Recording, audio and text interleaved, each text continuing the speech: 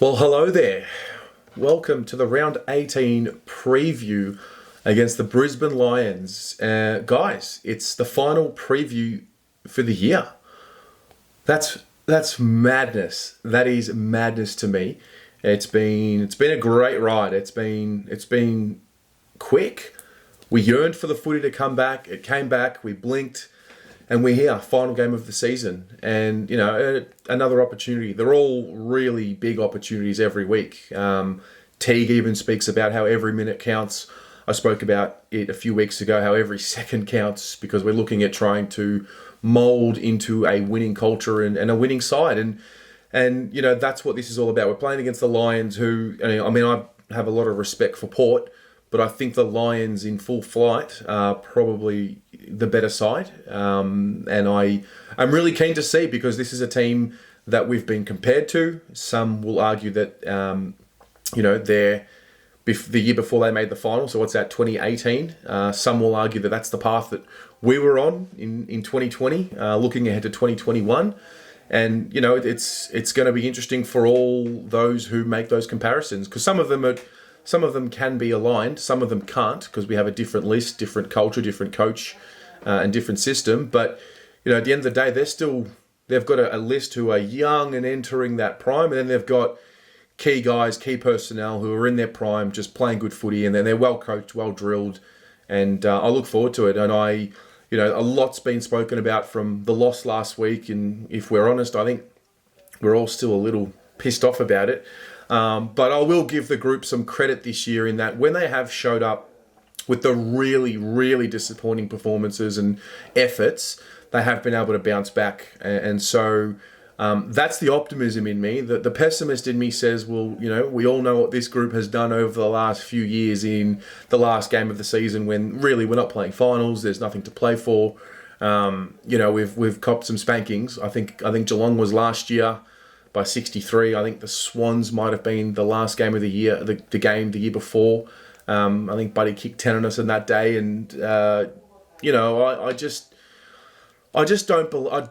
Those days have to be over. There needs to be some pride about the group for me. That's what I want to see. I want to see some pride.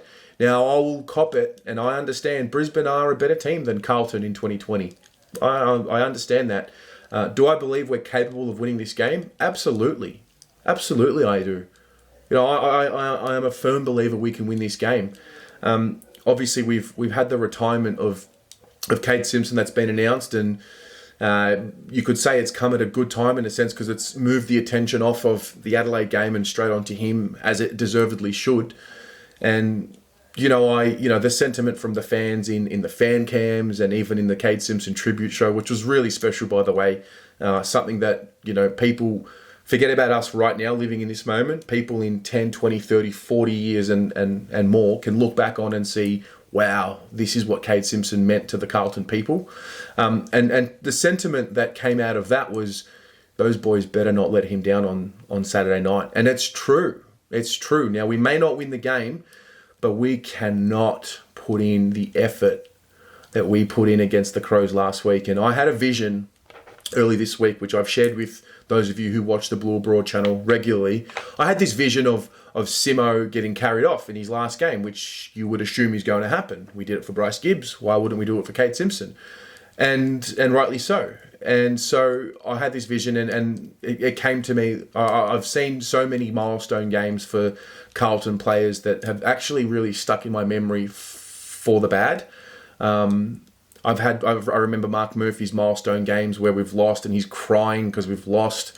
I want that final image, that final photo, to have Kade Simpson in it, happy. He'll be sad because he's retiring and he's saying goodbye, and there will obviously be emotions. But I know from what I've watched of Kade and what I've listened to of him, he doesn't speak a lot, but I know he puts the club first.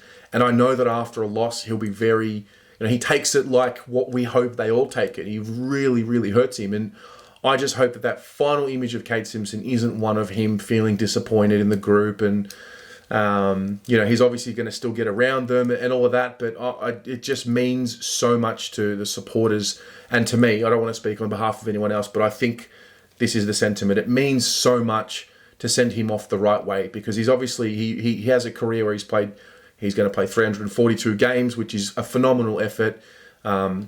He's picked in the 40s in the draft. He was drafted into a Carlton club, which was an absolute basket case after the salary cap punishments were handed down, and it was the darkest period in the club's history. It really was, and he has always been the little shining light. He always has been, and he plays the right way, goes about it the right way, and I just want the boys to honour him with a performance to be proud of.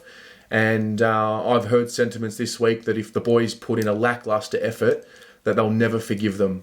And that's a big statement. That's a big statement. And I understand it's one game and all of that, but we as Carlton fans, we don't have club legends at the moment. We just don't. But Simo, he's a club legend. Whenever you get someone like a Bruce Dool, who jumps at the opportunity to come and do some media work for Kade Simpson, you've got someone special. And that's what it's all about. At the time of recording, there are some murmurs that this could be Eddie Betts' last game as well. I don't know if that's the case. If it is, we might have to do another video afterwards. But look, it's got to be. We've got to go out the right way. We've got to put in a good performance, something for the fans to be proud of, something for the players to be proud of themselves, and really to just solidify the 8 wins. We get to 8 wins where we're stoked because we're absolutely certain that we've improved, even though I think we still have improved, but we want the winning record to show more wins. So having said that, let's have a look at the changes. What we know right now from the injury report is that Doc and Fisher will miss. Doc, fair play to Russell. He talked about how they make these calls 20, 25 times a year, and they get it right most of the time, and they just didn't get it right with Doc this time. And, sometimes that's just what you want to hear as a fan. Just put your hand up. They got it wrong. Understood. We move on. So Doc won't play, which will be tough because I'm sure he's been a Carlton fan his whole life and captain of the club. I'm sure he wants to be there for Simo's farewell. Fisher, he hurt the shoulder and he won't play this week. He's got they said it was a bone bruise in the back of his shoulder. So that's really disappointing because he's been really mature since he got back into the side. I've really enjoyed his development. So we know we're going to be missing the 2 of them through injury.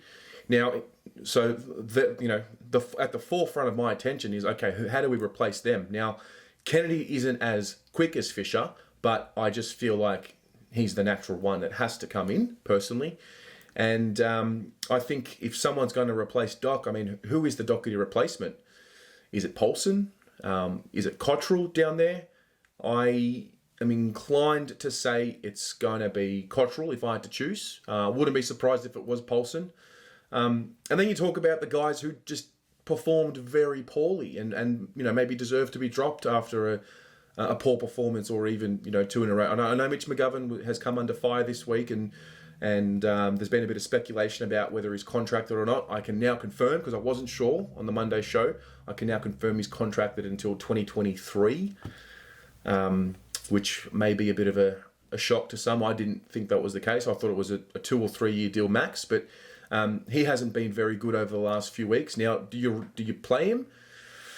Fuck. I do play him, and it's me being soft. But I just really want to win this game. And I know that with him playing at his best, that's going to give us the best chance at winning this game. So I think I'd keep him in, but I know that I wouldn't be angry with him being dropped. O'Brien, I know he didn't play well. The effort in some of those plays was nowhere near what we needed. But having said that, I think he stays in. I think particularly because Docherty's out, maybe that would allow Cottrell to come in and not replace O'Brien.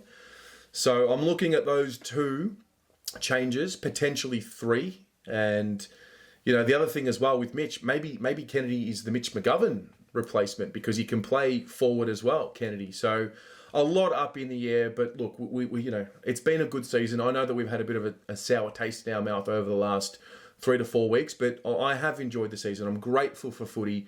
I'm grateful for the Carlton Football Club, this year and in my life. And, we're always going to support and love the boys and get around them. It's just sometimes they're like I mean, I don't have kids, but I can imagine it's like having kids. You love them, but sometimes you just want to, you know, really get into them, stuck into them. So yeah, what about you guys? The final preview.